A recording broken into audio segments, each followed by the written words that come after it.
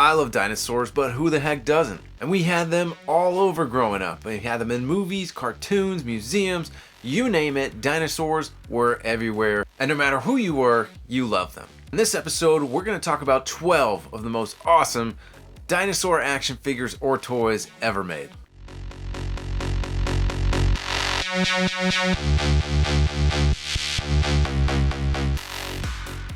Welcome back, guys. It's Thomas, and I'm excited for this one. Why?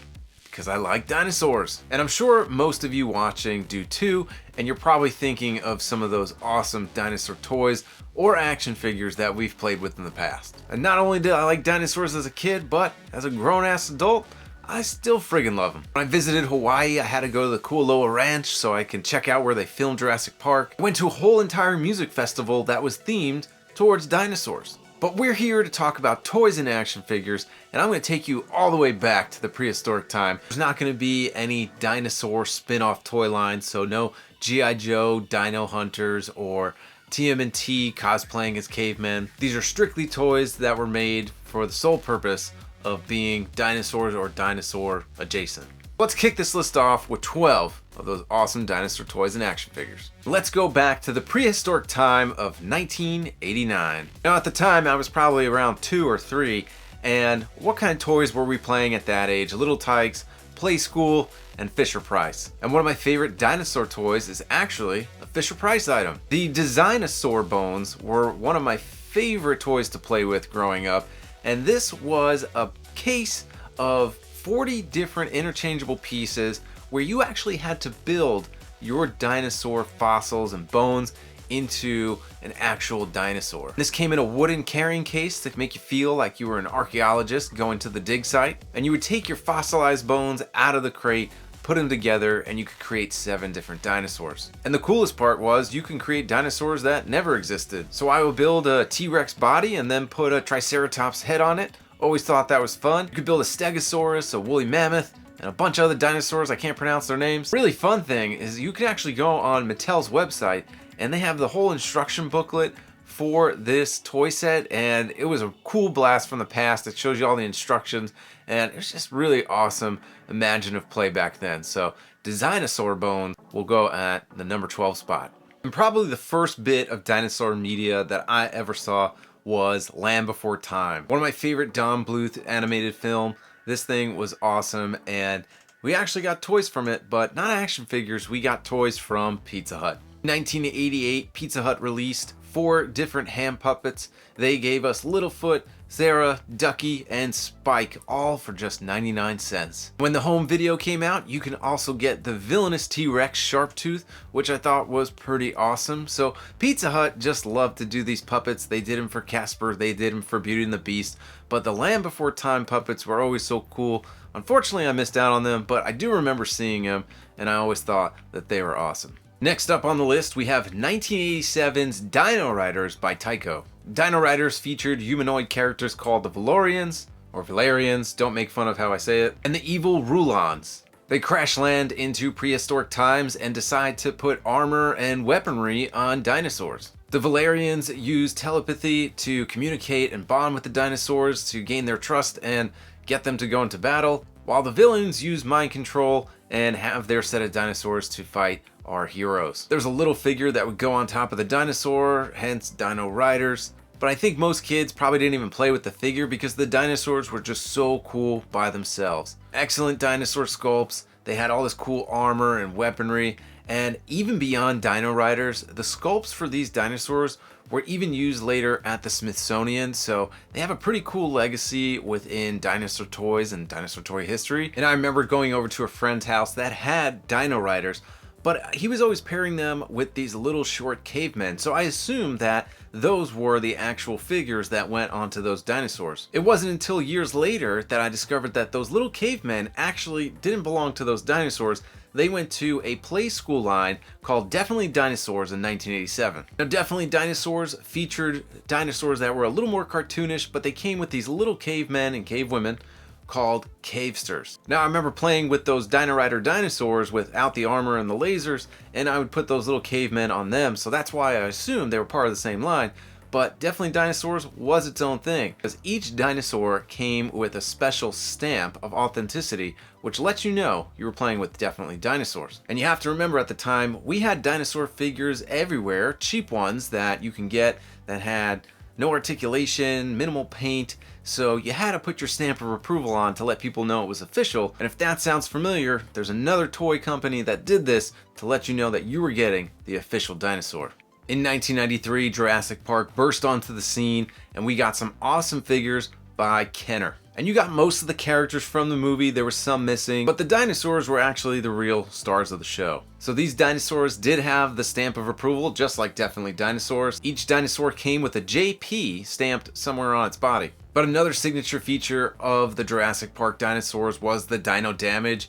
Each one would come with a chunk of flesh that can actually be taken off to make it look like they were bitten. And then other dinosaurs came with electronic sounds. But we continued to get awesome Jurassic Park figures with the first 3 original movies, later on with the sequels, and then it's continued into the adult market with the Hammond collection and my favorite, the Amber collection. Kids don't play with toys nowadays. They're either on their phone or have their faces in their iPads. Out of curiosity, I wanted to see what cool dinosaur toys were being made for kids today. Now in 2009, Mattel released a line of dinosaur toys called Xtractaurs. This toy was actually a dinosaur figure mixed with the PC game. You would have your dinosaur figure, you would take a syringe and steal its DNA, and then upload a USB into your computer, and then play with all the features of the dinosaur. Well, it's not super new, 2009 is a while ago, but I still think it's a pretty cool toy that probably most adult collectors don't know about. Next on the list is a dinosaur toy line that barely saw the light of day. That goes to 1989's Dinosaurs by Glasslight and Galoob. These figures were widely produced and distributed in Brazil by Glasslight, and when Galoob took the license, they were about to hit shelves in the US, but unfortunately were pulled at the last minute. Like Dino-Riders, these were anthropomorphic dinosaurs, all armored up. They looked really awesome, they were colorful, but unfortunately, not many collectors were able to get their hands on these. So these might be some of the rarest toys on the list. I know you can get some knockoffs from Mexico, but other than that, these are pretty rare and are going to be pretty expensive if you can find them. And our parents probably remember this show from the 70s, but in 1991, Land of the Lost became a TV series again, and we got some awesome action figures. The show was about a family that gets lost in time into prehistoric ages, and now they're trying to survive alongside dinosaurs. It was awesome because you were getting figures of the family, but they were in modern day clothes, so you had figures of the kids, came with a boombox and a radio, but then you also got figures of characters that were from that time, like the cave woman Krista, the dinosaur Tasha, and of course the little monkey boy named Stink. I remember having one of the humanoid dinosaur villains, Shung, and the line actually came out with some other pretty cool stuff. Some role-play toys, they had Shung's sword, the main vehicle was the family station wagon, and then the playset was the family's treehouse. So you did get some other dinosaur figures. One of my favorites was the pterodactyl glider. It was cheaply made, but I remember that thing was bigger than me at the time, especially in 1991. Next 2 entries on the list, I've mentioned them before. The first of these 2 goes to BC Bikers, and they were anthropomorphic dinosaurs with sunglasses, leather jackets, jeans, and they rode motorcycles. They were 5 points of articulation, they were cheaply made, they just felt like rubber, but they went on to even more cheaply made motorcycles that you pull the motorcycle back, you let it rip, and it would just go off on its own. I think I broke my brother's motorcycle straight out of the package when we got these one Christmas. He was not happy with me, but we did have lots of fun with these action figures. I could not put a list of dinosaur action figures together without putting Extreme Dinosaurs on there. These came out by Mattel in 1996 and were actually a spin-off from the Street Sharks toy line and TV show. At the time, Teenage Mutant Ninja Turtles were huge, and these were bigger, more muscles, and they just looked badass. So they came in these really exaggerated poses, their teeth were huge, their eyes were huge, they were just a lot of fun, and they pair really well with your Street Sharks, or if you have the even more rare Muscle Mutts, they're all in that same kind of cool design. So Extreme Dinosaurs was always really fun. Didn't have any, but they are pretty cool. The 1993 TV series Dinosaurs was one of my favorite shows on TGIF. Dinosaurs made by Jim Henson's Creature Shop. It was so much fun. It had a really dark bleak ending, but Hasbro gave us some awesome figures. Now, they almost produced the entire family. We were missing one, but we got figures of Earl, Fran, Charlene, Robbie, Baby Sinclair. Notably missing was Grandma Ethel, but we did get Earl's boss, which was BP Ridgefield.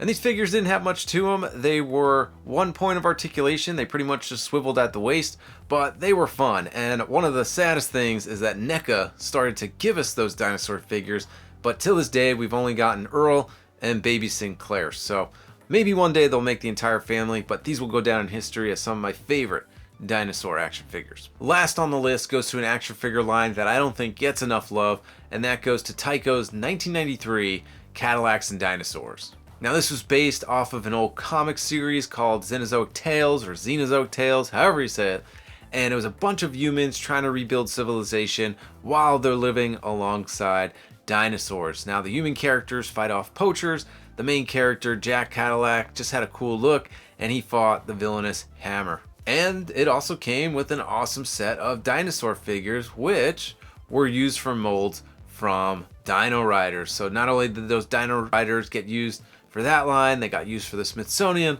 they've also gotten used for Cadillacs and Dinosaurs. I think the main selling point of this toy line was the actual Cadillac, which was an awesome candy apple red Cadillac with vac metal chrome, and it just looks so cool. This is a toy line I wish more people talked about. This is also a toy line I would love to see made in 6-inch form, but it's just one of those cool blasts from the past. And that concludes our list of awesome dinosaur toys and action figures. Hope you guys enjoyed this list. I had a lot of fun looking back at some of these toy lines that I may have forgotten about. Let me know down in the comments, did I miss any of your favorites? What would you have liked to see on this list? I had a lot of fun looking back at some of these toy lines that I may have forgotten about, but I hope you enjoyed it too. And if you did, hit like and subscribe.